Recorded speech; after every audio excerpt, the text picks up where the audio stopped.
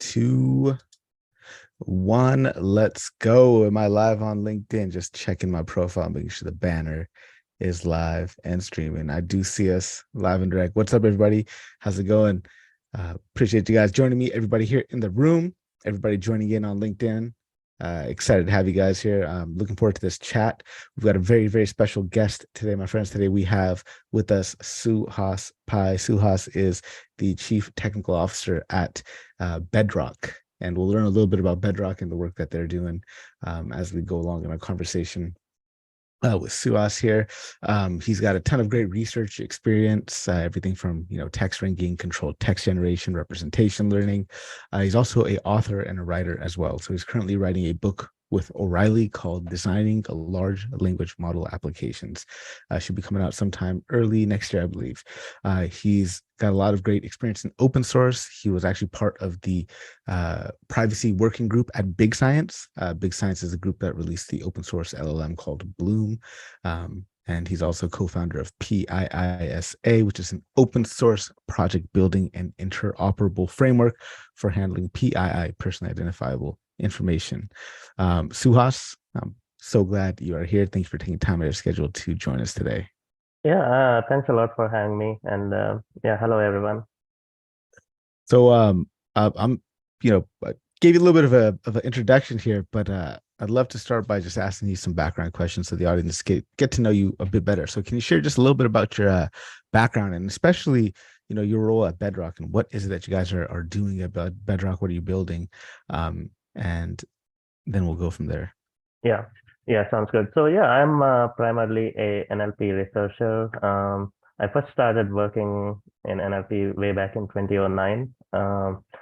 And I left the field in 2012 actually because I was kind of frustrated with the lack of progress in the field. That was prior to the deep learning era. But I came back a few years later. At Bedrock, primarily, it's all about applying natural language processing to financial text. And this is a very interesting problem because financial text is very different from general purpose text that you see on the internet. Financial text is interspersed with numbers. There is boilerplate, legalese, and it's formal in a very particular way. And we see these different domain specific types of text in various other domains as well. So there is also the legal domain, there's the healthcare domain, and the general purpose NLP techniques that you see that in textbooks, etc., won't just apply right away to these new domains, and it needs a lot of domain adaptation. So at Bedrock, primarily, we spent like a year just doing research before we launched our product. Our product is basically, it helps institutional investors or investors in general make better investment decisions or save time, etc., by us extracting interesting information from financial documents like annual reports, etc. But in order to get there, we had to do like this year-long research where I spent a lot of time trying to adapt language models, and this was prior to GPT-3, so we were like in the BERT era, and trying to adapt these sub-billion parameter models to the financial domain, and then using it for various tasks, including text ranking, etc. So yeah, so that's basically what we have been doing, and right now, like, we have gone through 3 generations of language model changes. So the field has been going so fast that every year we had to make an upgrade to our model. So right now we are in our 3rd generation, where we are actually also starting to use some 20 billion parameter plus models in the open source space, and also like GPT-4, etc. Yeah. And you've been deploying, models into production for the last several years, at least 3-4 years, correct? Yeah. And these models that you're deploying, are you guys completely pre-training them from scratch, or are you just taking like the code and the data and just going at it from scratch? Is that kind of the process? Yeah, so that's a good question. So we do somewhere in the middle actually. So we do continued pre-training. So that means we don't really take something from scratch. And I think it's not really, for our use case, it's just not useful to train something from scratch when there is already something out there that's available and it's open source. So we take something that is open source, trained on general purpose text, and then we continue pre-training it using the same learning objective on financial text, on the text that we are, our use cases are built on, along with the original text that was used to pre-train the model so that it just doesn't see a huge like domain shift.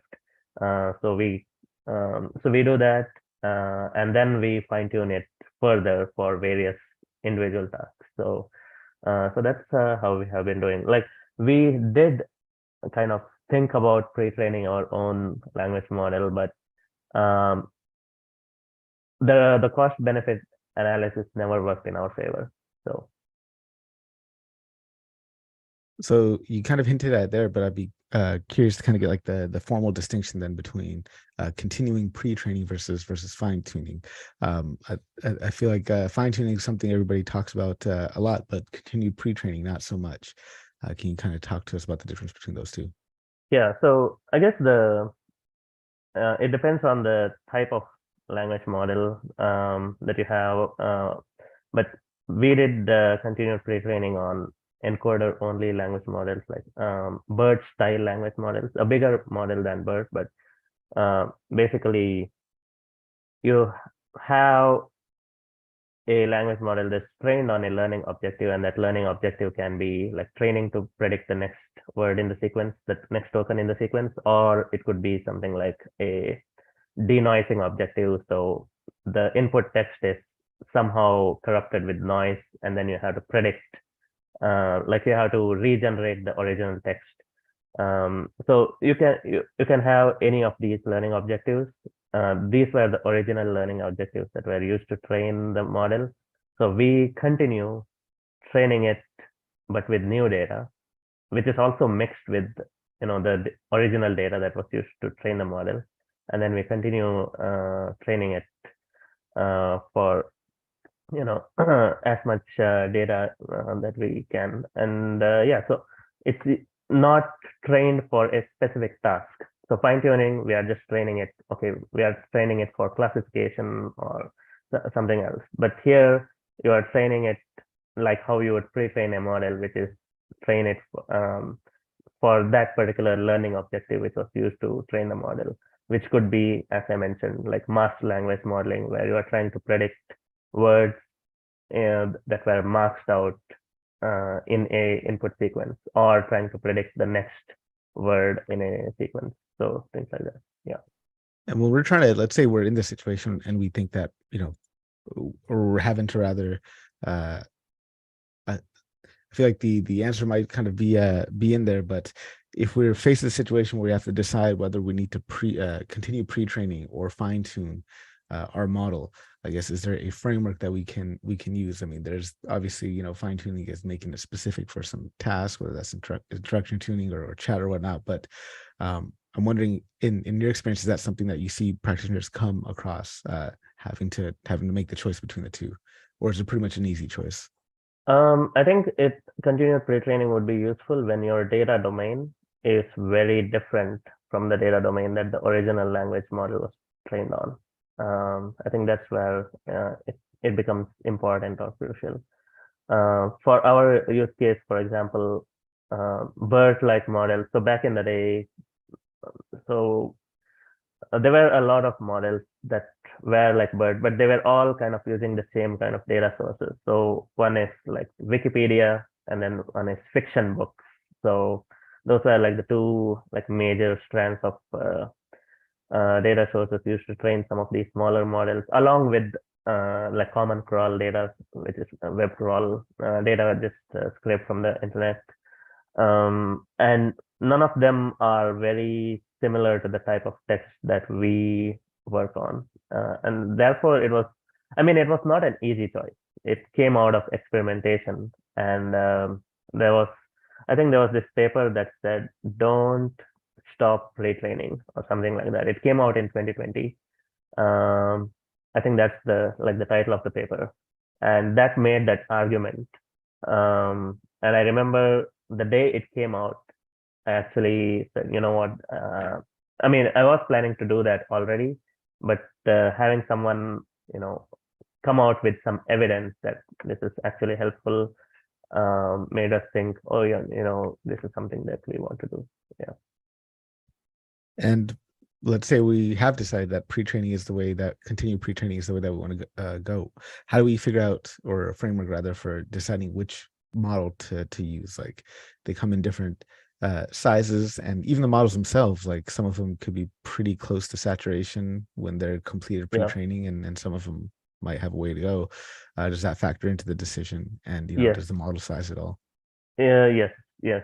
So all of those play a huge part. But on the other hand, I guess so I think for it it depends on what are the end use cases, like the downstream tasks that you want this language model on to work on, because there are certain capabilities that the smaller language models just do not have, given the size, their size, and also the number of tokens they have seen during training.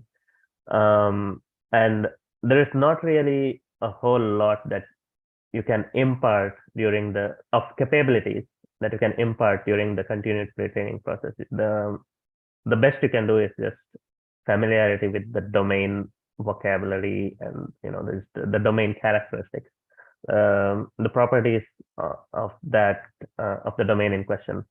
So therefore, I think the best way to go around, or an easy way to go around it is, you we already have a good idea of what at what model scales, like there's this 7B, 30B, 65 to 70B, etc. So what are the capabilities at what scales, and how do we intend to use this? Whether um, we are going to, fine tune it, and if we are going to fine tune it, are we going to like fine tune it like fully, or um, or use some kind of parameter efficient fine tuning, or so there are so many other considerations.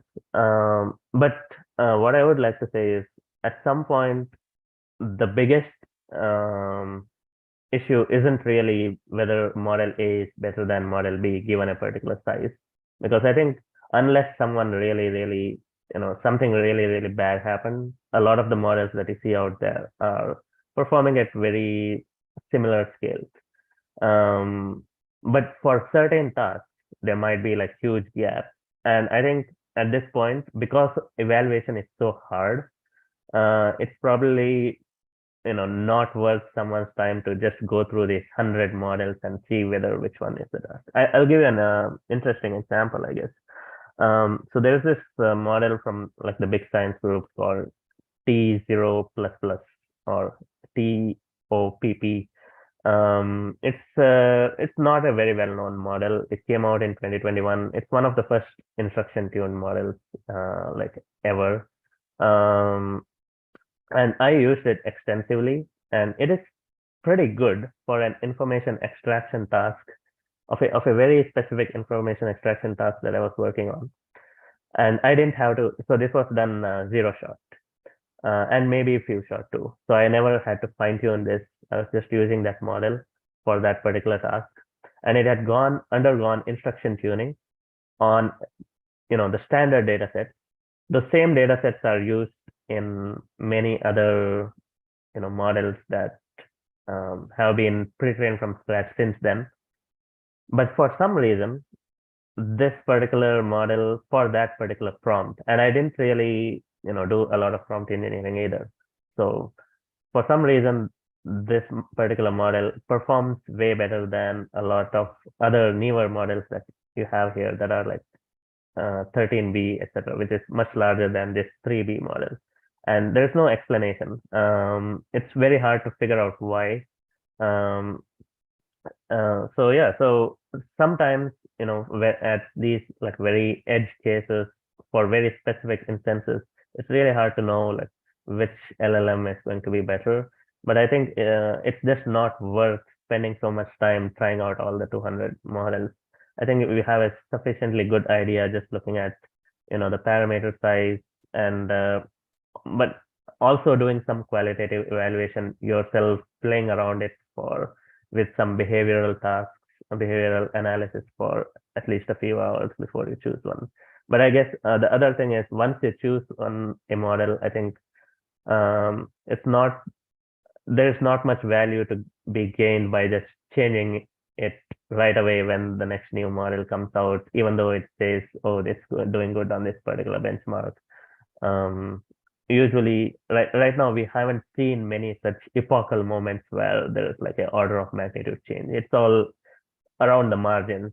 So yeah, How much should we consider benchmarks when we're evaluating a language model's capability on our individual use case? Because I've spoken to some people and they're like, yeah, I see the benchmarks and they're like nice or whatever, but I don't really pay them yeah, much mind. I'd rather just see how this thing performs on the tasks I need it to. I'm curious your perspective on that. And yeah. do you have like I've not come across like a test harness that can help you vibe check or gut check a language model. I'm wondering if you've come across one. Yeah, yeah, that's a really good question. I think I don't give any attention to benchmarks. A lot of them are contaminated. So there is this link out there. Some group has this benchmark monitor. I think it's called benchmarkmonitor.io or something. So they actually track the test set contamination of these benchmarks, and a lot of them have been contaminated. So that means they exist in the training set in some way or form. And it's also the problem also exists because it's very hard to decontaminate or prevent contamination of a training set, because it's very hard to like uh, figure out the contamination. So right now, most people use n-gram matches. Um, like 13-gram matches is like the standard approach. It's not sufficient.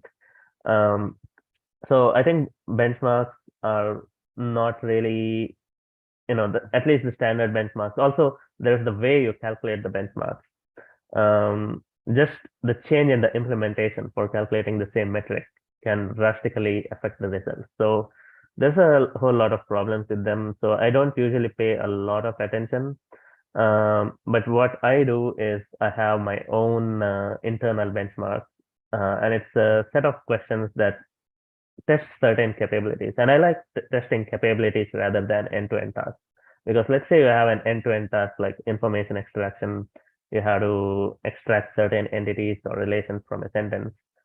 You need certain, because if for that kind of task, there are many sentences where it's very easy to extract information. But there are certain cases where you need to use certain logical reasoning stuff. And in this case, what I'm more interested in is whether it's able to do that kind of reasoning in order to get to that end stage or not. So I like to test capabilities, and so some of them is, you know, I I have this own internal benchmark. So I think I have shared some of the tasks in some other talks that I've given. One of them that I do always I like to see this one because no language model has ever been able to come close to solving it, is like the planning thing. So where um, you have this grid system, a grid setup of a city where the streets are arranged in a grid, like north to south and east to west. There are a bunch of streets. But to the LLM in the prompt, I give it a grid, but I give it a grid with the actual street name switched. So that means that if the city of Toronto has a particular grid of streets, like let's say it is right now Young Street, Church Street, Jarvis Street, and Sherburne Street, west to east. I give it to the LLM, but I switch the order. I say it is Young Street, Sherburne Street, Jarvis Street, etc. And then I ask it, get me from one intersection to another, give me the directions. And it has to, do two things, because in its training data, it has seen the actual directions, because there's so much data on the internet saying, okay, Church Street, which is one block left east of Young Street, etc. So it has seen a lot of directional data. But on the other hand, you have given it a prompt that it needs to override. So when it needs to give directions, it should not just be regurgitating something from memory. So you can test whether it's not actually just regurgitating because you gave it the wrong street grid. And I noticed that it's never able to actually give you, because this is just a very simple 4x4 street grid. And like I've tried all the different prompting strategies, etc. But it's never able to, like, I mean, it gets it right, but you have to be convinced that it gets it right all or most of the time, because otherwise it's just getting it right by chance.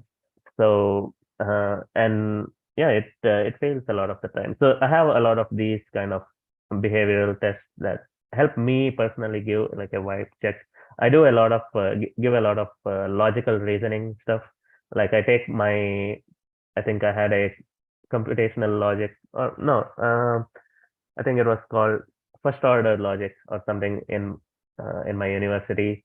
So they taught us all like the first order, second order logic, the primitives, etc., modus ponens, modus tollens, which um, and then I try to test these, give different scenarios where the actual answer you can check by saying whether um, you know in order to solve the answer, you need to like have this logical primitive, and then yeah, so that gives me like a sense of how these models are doing. But then I also have like a lot of domain specific stuff to see how much it has done seen the financial domain, for example, if I'm using it for at my company. The other thing I like to do a lot is to do, if pre-training data is available, like the data set is available, I like to do a lot of sleuthing on it. And I actually mentioned this in my book, which I've written like in one of the chapters of my book. So is how to like figure out what is present in the training data, so that that when the LLM is giving out this answer, how close, you know, what else is. So when the LLM gives you an answer, it's not just giving an answer given your prompt. It's also like given your prompt and all the pre-training data it has seen, what answer is it generating for you. But if you don't know what all the pre-training data it has seen, it's very hard to make like a determination on its generalization skills, etc. So I like to, actually, there are many tools available that allow you to query or probe the data. I like to see how many times a particular token exists in this pre-training data set, for example.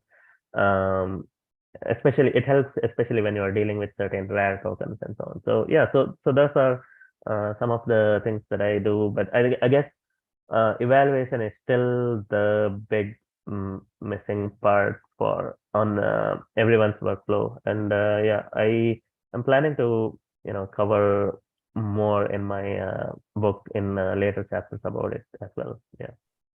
I remember watching a talk that you did as part of the Aggregate Intellect series. If you guys haven't checked out Aggregate Intellect, check it out on YouTube. Suhas has a number of talks that he's done there. This is the group that's put on by Amir Faizpour. And in that session, you're talking about multiplying numbers, specifically the number 24 by like anything. And for some reason, the language model is able to get all that right. But if you look for the number 23 and try to multiply that, then it misses all those. And you kind of hinted at this in your closing for the last question, but like what actual impact does how many times a language model sees a token? Like, what can we quantitatively measure that impact that it has on the resulting model, or Yeah, yeah, that's a very interesting question, and it's worth a paper. It's a paper waiting to be written. I think I haven't seen very rigorous work on this, uh, except for the thing that you talked about. Like I think I forgot the name from the paper, but it's the paper by Samir Singh and so on. They have developed a tool that you can use to probe this kind of thing. I think it's called the Snippy tool, SNIPPY.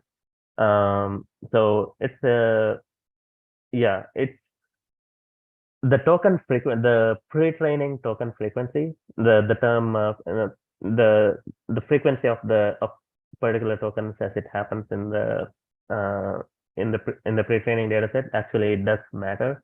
And I have used that in some cases where I was doing some very uh, like while doing some prompt wrangling. I I think I have exploited that to my advantage a couple of occasions. So I don't know how useful it is, because there's not much work done to uh, you know ascertain or quantify that particular kind of impact. But I do think that it does play. There are multiple papers that show that there is that impact, the term frequency um, of you know the tokens appearing in the pre-training data set. So yeah. Yeah, the name of the paper is impact of Oh pre-training yeah. impact of pre-training term frequencies on few-shot reasoning. Yes. Samir Singh is one of the authors, and pretty much saying that pre-trained language models can perform numerical reasoning from just a few examples. However, it's unclear how they extrapolate beyond pre-training Yes. data. Definitely interesting, raises questions about the ability to generalize beyond pre-training data, highlighting the Yes. need to consider pre-training data when Yes. interpreting evaluation results. Awesome. Yes. Worth checking out, And y'all. yeah, Yeah. and it's a paper from early 2022, and it's still very relevant today, even after all of these models have come out. Yeah. Speaking of time, I think it's a good way to talk about the time from GPT-3 to now, and like the Mhm. impact that this has had on LM capabilities. Before I get to that question, though, if anybody has questions here in the chat, feel free to ask questions. You could either type a question out right here into the chat box. Happy to take it there. If you want to remain anonymous, you can also drop your question into Slido, and I'm happy to take the question there. Or if you are wanting to come off mute to come on the camera and ask your question, just simply raise your hand in the use the raise hand icon, and I'll be happy to take your question. But until somebody comes up, I guess now's a good time to jump into capabilities of LLMs, right? So I guess how have you observed the evolution from GPT-3 to GPT-4 impact like the capabilities and applications of language models for real world scenarios? Yeah, that's a good question, and I think there's like a long evolution that happened from 2020 July, which was when the first initial GPT-3 model was out. At that time, it was like a very unruly teenager, and it had very limited applicability um, because of the controllability factor. It was very hard to control and steer. I think that changed when late 2021, early 2022, you started models that came with instruction tuning. And instruction tuning was the game changer. And I always like to talk about the so-called religious experiences that I had when doing NLP. Like the moment when my mind was literally blown away.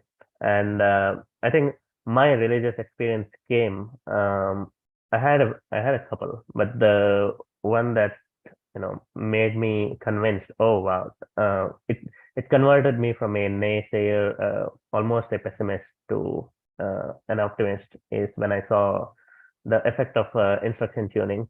That was in, I think it was October or November 2021, with the T0PP model. Um, and I was blown away. And then when GPT, OpenAI had their instruction tune model, I think they initially released only the SFT, or the supervised fine-tuning model, that is Text DaVinci 002. That came out 2022, early 2022, and that was when it started getting a little more applicable and practical for real world situations. And then you saw like a bunch of startups. A lot of them were like related to marketing copy, and stuff where wordsmithing was important, but you didn't need a lot of reasoning. It was just generate this bunch of piece of text, and given certain criteria, and usually it was kind of text that wasn't high stakes. Like stakes high stakes would be something in finance, law, healthcare, etc. There was not as much applicability or progress using these LLMs, even though there was a lot of smaller scale LLMs that were used all across these domains, in various forms. But the GPT-3 in itself wasn't very widely used. I think that changed in November when they had Text DaVinci 003 that came out. That was the RLHF, the reinforcement learning version on it, and that really changed the game. And it suddenly made it even more. So I guess like reinforcement learning is instruction tuning on steroids, basically, and that really made it controllable to a degree that was previously thought not possible, and it suddenly opened up everything. And then you had ChatGPT, which brought up it to the focus of the wider world, because I think even in the NLP community, there were certain sections that had just completely, I think, zoned out when they first initially saw like the GPT-3 performing pretty badly, as in it had those capabilities, but in order to access those capabilities, it was pretty hard. You had to do an immense amount of prompt wrangling. And there are many, even I knew quite a few people who were like experienced researchers in the field, and they had stopped kind of paying much attention to what was happening with GPT-3 because they were not convinced that it had moved the needle much. But I think that changed when ChatGPT came out, and you were able to evaluate much more easily. And after that, I think the next milestone was GPT-4, and this was very interesting, because I think if OpenAI's press release when GPT-4 came out, I think they weren't really that, they weren't pushing it at, okay, this is next level or something. So they said for a large number of use cases, you can just use GPT 3.5. But for certain cases where you need reasoning, etc., you need GPT-4. And initially, while I was doing, it took me a while to realize how much more powerful was GPT-4 was. And this goes back to like evaluations.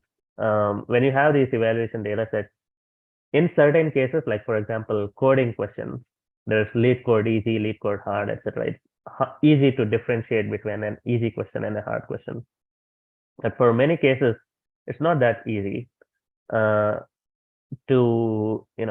like differentiate between what is something easy and what is something hard, especially when it involves tasks that are relatively simpler for humans to do, like arithmetic and logical reasoning. Like humans are pretty good at those things. So how do you have a setup where you divide something into easy and hard, but do it in such a way that it's hard, easy or hard for the LLM, and that is a challenging thing. And I think many people, or even me, when I was first doing my evaluations, I didn't, because I didn't see too much difference between like 3.5 and 4, because I was testing it on tasks where like they were easy mode on logical reasoning, etc.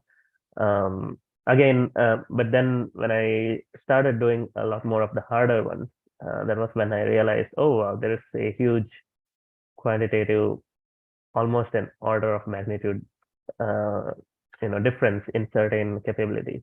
But again, when I go back to the word reasoning, I don't want to use this. I mean, I'm using this word reasoning in lieu of a better word because we don't really know. As I said, like in my benchmarks, in my behavioral benchmarks, there are a lot of reasoning tasks. Even the simpler ones like modest ponens, modest tolerance, etc. Um, and GPT-4 doesn't get it right, so it's it's not a good reasoner. Um, so it is doing something like approximate retrieval. There's a professor, I guess, called Subbarao Kamampati from Arizona, Tempe. He and his students have a whole lot of very interesting papers and videos, etc., that have come up in the last few months where they showed how, and this person has been working on reasoning, planning, etc., for decades, and they put it into context and to perspective, showing like the how you know how these limitations come into play, etc. So I would strongly recommend to read his work. Um, but yeah, so that is how things are right now. And right now, I think we are still like figuring out the limitations. It's very hard to understand because there is also the thing about, there are two kind of factors that make evaluation even more difficult. One is the decoding strategies used. Um, so when you are, you know, generating output, there are multiple ways of, you know, selecting the tokens to output it. It depends on the decoding strategy you are using. And the choice of decoding strategy can vastly, because there are decoding strategies that involve sampling uh, from a distribution. And, you know, so there's a lot of variability in there. The other variability comes from your prompts because it is true that like prompt engineering, I mean, I don't think there's like too much to prompt engineering. There are no dark art or something like that, but it is true that your prompts can significantly impact your output. So given those two things that bring in like this massive variability, how are you supposed to evaluate whether a task is doing, right or wrong? So there's this inverse scaling price that it's a competition. I don't remember who organized it, but basically the competition was about finding tasks where language models actually get worse as their size at those tasks when they get bigger. So at larger sizes of language models, those tasks actually get worse. And many researchers came up with a bunch of tasks. And then one thing people found out after GPT-4 came out, if you use chain of thought prompting, um, so first of all, GPT-4 negated many of those results because GPT-4 was supposedly bigger than all of them, but it was actually getting many of those things right. Even though for like the remaining models, the tasks were getting worse as the model sizes were getting bigger. Secondly, if you use chain of thought prompting or a simple prompting strategy, the tasks were getting solved. So the question is like, but on the other hand, if you are evaluating a particular task, you should not be spending hundreds of hours, you know, you know, basically, doing your prompt engineering, varying, shifting your prompts, tinkering with them, because that is not a fair evaluation either. So then the question is, what is the appropriate level of prompting you have to do in order to set up a good benchmark that you can test for? Because you can't just not prompt, because that would be kind of silly. So I remember there was this claim made by someone, GPT-4 can't do XYZ task. And then like I looked at the data, oh, they didn't use any prompting whatsoever. They just asked it as like a human would ask someone else. Um, and I'm like, well, chain of thought is a very standard practice today. So if you just use that chain of thought prompting, a lot of those tasks that you said weren't possible are actually possible. So yeah. Yeah, decoding strategies is some next level stuff. I mean, there's uh and just like the interaction between, like, let's say if you're doing, like, you got greedy search, beam search, top K, nucleus, penalized sampling, all these weird ways that you could decode, and then just how those interactions between those parameters, when you're Yeah. in Hugging Face, uh, Yeah. produces interesting results. But Yes. yeah, Yes. Yeah. It's the other thing that the evaluation benchmarks, many of them are not capturing, maybe, is okay. So there is right answer, there is a wrong answer, and usually in many cases it's just said right is 1, wrong is 0. So it's binary. But usually it's not like that. It's how close were you from being wrong? Um, Things like that are not evaluated. So um, and how close were you, for example, from generating something be that would make the answer completely wrong, or how to assign partial credit to a particular question, and especially when it gets to like generative stuff that it's not just outputting a single token, but it's outputting like an entire bunch of text. It gets increasingly hard to take all of that into account, even if you are doing human evaluation, because once you start getting partial credit, even humans get bad at, you know, determining like the range. And yeah, it's pretty complex. some questions coming in now on Slido. By the way, if you guys have questions, just feel free to drop them into the chat, come off mute, or put them into Slido. All questions are welcome. This question's coming in here, asking if you could explain and contrast the difference between instruction tuning and RLHF. And there's something new that is on the scene now, and that's RLAIF. I guess can you talk to us about Yeah, those? yeah. So um, so the terminology is used by different people in different ways. So I'll use the terminology that in the way that I see it. So I think instruction tuning. So in um, some people use these terms like okay, there is instruction tuning, and then there is RLHF, and I think so. Instruction tuning is basically making a model more amenable to be used in by humans, so that you are able to, rather than having like a very unwieldy set of prompts, etc. You can instruct it in natural language so that it follows instructions in a manner that is expected of it. So there are many ways to do instruction tuning.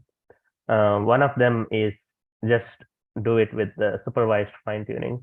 So in this case, you just have a data set with input output pairs where the input is an instruction along with the data, if any, on which this instruction should be acted upon, and then the output. So that is one form of instruction tuning. So that is SFT. But then you can get the signal for this from various kinds. So one of them is human preferences. So you can also give the signal where humans are saying, here is a list of alternatives. Here is a list of alternative outputs that you can get for a particular input. And the human is saying, I choose this one to be the best. I choose this one to be the second best. Or it could be just, I just choose this one to be the best out of several ones. You may or you need not want a rank list. So there are many, many different ways you could go about this. But getting that human preference data is a additional and maybe even more important signal. Um, and the argument being made for this is that simple annotation is, so in this case, like for example, Llama 2, they did both SFT, which is the supervised fine tuning, and also the RLHF, which I would consider like both of them are part of the instruction tuning process. So um, they collected human annotation for their supervised fine tuning. And what they said was the the human annotations provided may not always be the best, because humans, are fallible. They are, you know, they have their limitations, etc. But what humans can give better signals through is by giving a preference between two different outputs that are generated by an LLM, two or several different outputs. You can say this one works better than this. And that is where like that the reinforcement learning strategy comes from. I mean, you need not use reinforcement learning exclusively, in order to incorporate human preferences. There are, many ways, and people are still, it's we are at the very beginning of this, but right now, reinforcement learning from human feedback, or the way that's I think the open AI term, but it's also being used in many open source models as well. That's being increasingly used.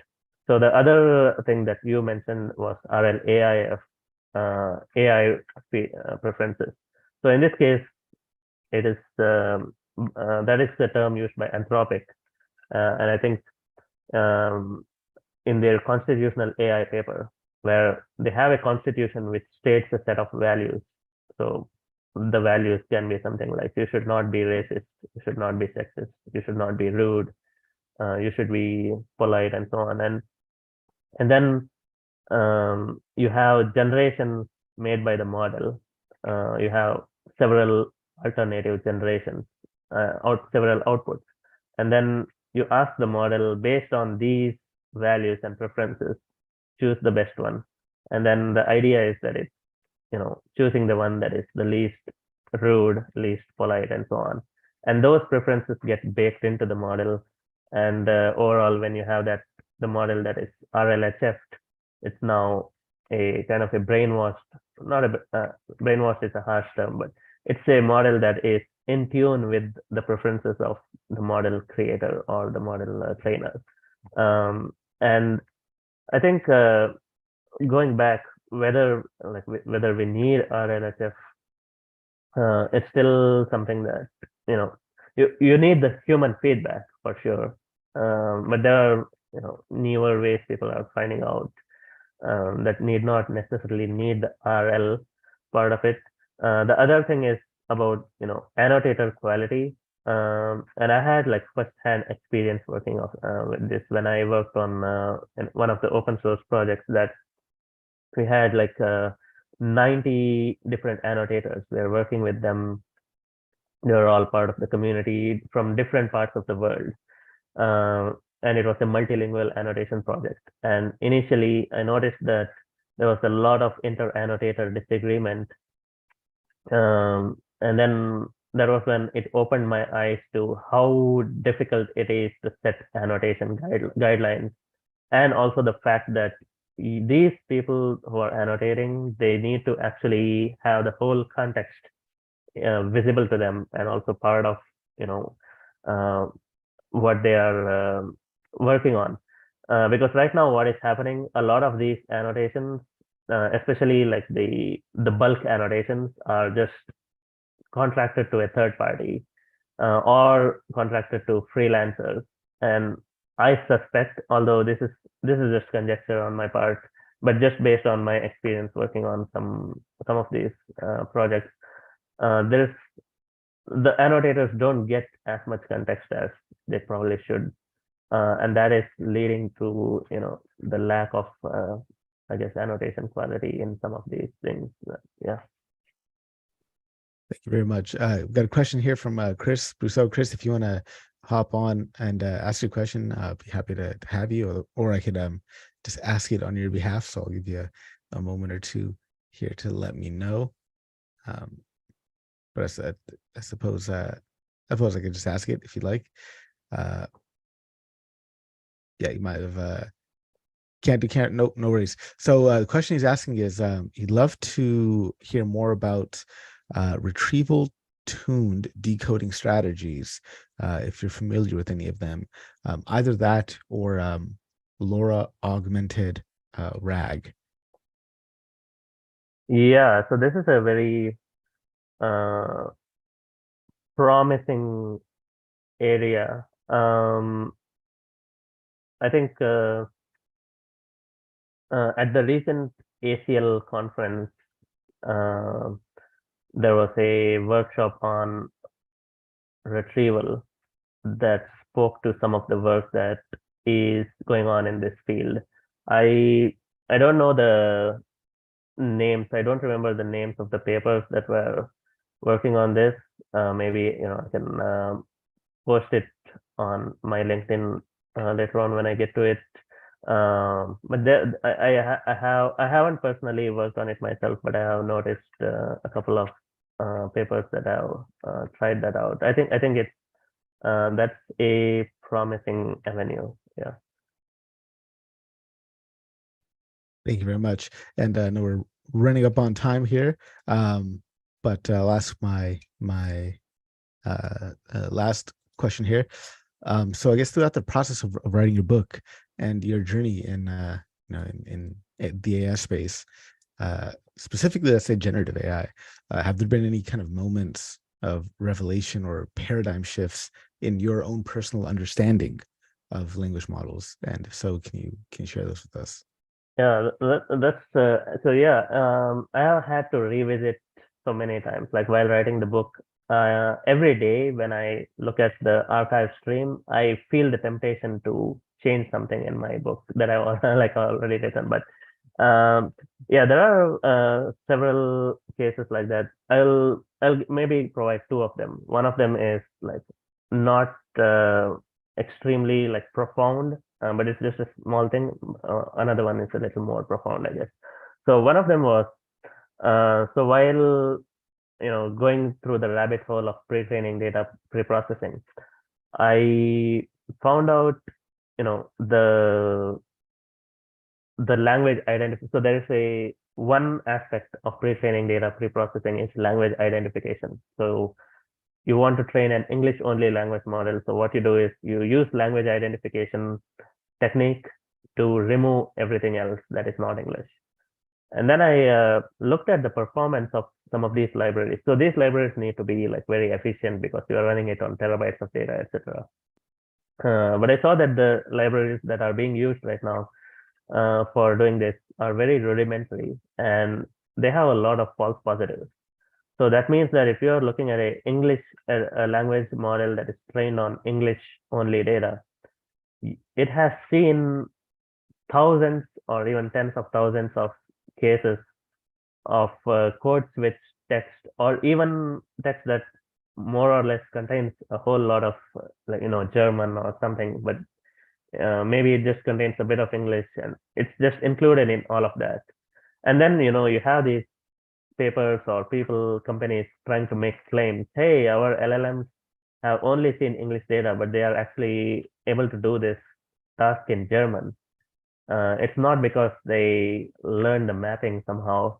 It's because their pre-training data contains so much, instances of German text that they were able to solve that particular task. So I didn't. So that was something that I realized. I didn't expect how much code switch text or text that contains multiple languages existed in these English only data sets. So that was number one. The more I guess profound thing was about pre-training LLMs on data generated by LLMs.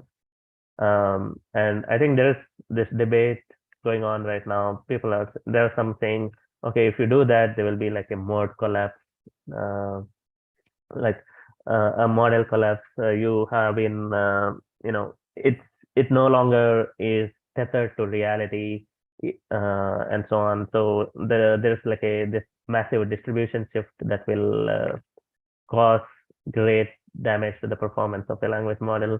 On the other hand, there is like new models, the textbooks is all you need stuff that is, it's hard to know right now. But I think over the course of, writing the book, I have seen like that opinion change over time. Like initially, like people were, no, you have to prevent LLM generated outputs from being in the it's just going to damage the quality of the LLM of the model.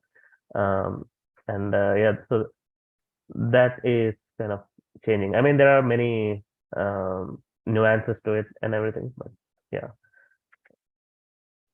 Thank you very much. I just linked to a paper, The Curse of Recursion, Training on Generated Data Makes Models Forget, Oh yeah. paper that came out in May of this year. So if anybody Yes. wants to dive deeper into that, you are able to. Doesn't look like there's any other questions. An hour flew by real quick. So I have so many more questions I want to get to, but maybe we'll have to save that until after the book is launched. I'd be happy to have you back again, Suhas. Thank you so much for taking time out of your schedule and being here today. Yeah, thanks a lot for having me, and I hope people found some value in it. Yeah. And thank you to everybody for joining in, watching, listening. Be sure to never miss one of these events. I've got them happening all the time. Hop into the Discord server. That's deeplearningdaily.community. Deeplearningdaily.community. That'll bring you right into our Discord server, and you can stay up on all the meetings of this type that we are having. Once again, thank you very much. Take care. Have a good rest of the day, everybody. Bye. Bye.